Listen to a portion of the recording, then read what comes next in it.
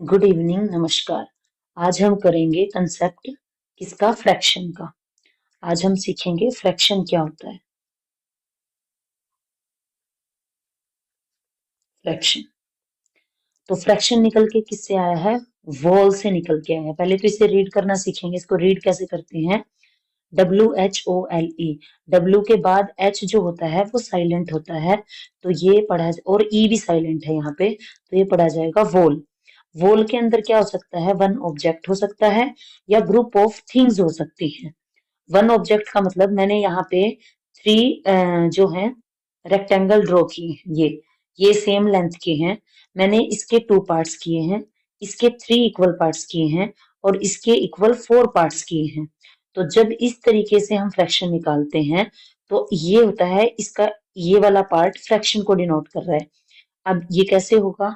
जैसे कि मैंने लिखा 1/2, तो इसका मतलब क्या है?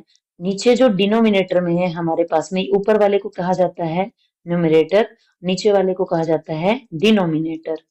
अब ये जो हमारा नीचे 2 है, इससे हमें पता चल रहा है कि इस फिगर के हमने 2 पार्ट्स किए हैं और 2 में से 1 पार्ट, यानी कि 1/2 किसको डिनोट करेगा? इसकी ये वाला जो शेडेड पोर्शन है, इतना पोर्शन है, ये यहां तक, ये डिनोट कर रहा है 1/2 को। अब इसको देखें तो इसको क्या लिखूंगी मैं? ये कितने पार्ट्स हैं? 3 पार्ट्स में मैंने इसको डिवाइड किया, तो डिनोमिनेटर में हम लिखेंगे 3। अब क्या करना है? ये 3 पार्ट्स हो गए इसके। अब इसको मैं शेड कर रही हूँ जिस पार्ट को, वो पार्ट किसको डिनोट कर रहा है? 1/3 को। अब इसमें 1 हुआ हमारा न्यूमरेटर और 3 हुआ डिनोमिनेटर। अब इस वाले फिगर को मैंने 4 पार्ट्स में डिवाइड किया है, 1 2 3 4। तो डिनोमिनेटर में लिखेंगे सारे पार्ट्स हमने किए हैं इसके 4, और ये जो एक पोर्शन है ये किसको डिनोट कर रहा है? 1/4 को डिनोट कर रहा है। अब इसके अंदर हमें क्या पता चला? जब हमारा न्यूमरेटर सेम है 1 1 1 और डिनोमिनेटर जितना बड़ा हो रहा है, चीज उतनी ही कम हो रही है ना? जैसे कि 1/4 है तो वो एक छोटे पोर्शन को दिखा रहा है, 1/3 उससे बड़े पोर्शन को दिखा रहा है, 1/2 से बड़े पोर्शन को दिखा रहा है।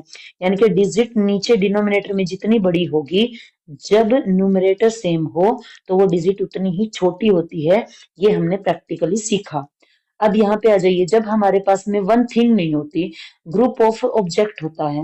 अब ये है ग्रुप ऑफ ऑब्जेक्ट, इसके अंदर ये मान लो ये बॉल्स हैं और हमको, मैंने इस पे नंबर लिख रखा है, ये है 12 सब की सब। अब इसका फ्रैक्शन कैसे निकालते हैं? तो इसका मतलब ये नहीं कि स्टोकरी को हम काट देंगे तो इक्वली डिवाइड हो जाएगा। इसके अंदर के जो ऑब्जेक्ट्स होते हैं हमें उन्हें डिवाइड करना होता है। जैसे मैं लिखूं 1/2, ऑफ का मतलब होता है का, किसका? 12 का। देन क्या होगा? 1/2 ऑफ 12 कितना होगा? तो हम क्या करेंगे, जो ये 12 है इसको क्या करेंगे? डिवाइड करेंगे 2 से। और जब हम 12 को 2 से डिवाइड करेंगे, 2 और 2 को डिवाइड करेंगे तो 2 6 कितना होता है? 12। तो हमारे पास में क्या बचेगा? रिमाइंडर 0। तो जो 6 ऑब्जेक्ट्स होंगे इसके अंदर, वो 6 ऑब्जेक्ट इसके 1/2 को डिनोट कर रहे हैं। यानी कि अगर हमें इन बॉल्स का 1/2 पार्ट लेना है तो वो 6 बॉल हमें इसमें से निकालनी पड़ेंगी। तो हम 1/2, जिसको हम हाफ भी कह सकते हैं, वो थिंग्स हम बाहर निकाल देंगे। अगर अब हमें इसी का 1/3 निकालना है, क्या निकालना है? 1/3। तो हम क्या करेंगे? 1/3 ऑफ, इसके अंदर के ऑब्जेक्ट्स जितने हैं, कितने हैं? 12। तो यहाँ पे क्या करेंगे? 12 को 3 से डिवाइड करेंगे, और जब हम डिवाइड करेंगे इसको यहाँ पर 12 को 3 से, तो 3 4 12, तो ये हमारे पास में रहेगा 4। तो यानी कि इसमें से जब हम 4 ऑब्जेक्ट निकाल लेंगे तो इसका 1/3 पार्ट हो जाएगा। किसका? इन 12 ऑब्जेक्ट का। Thank you. आज के लिए इतना ही। आज हमने सीखा वोल नंबर के अंदर वन ऑब्जेक्ट हो सकता है, ग्रुप ऑफ थिंग्स हो सकती हैं।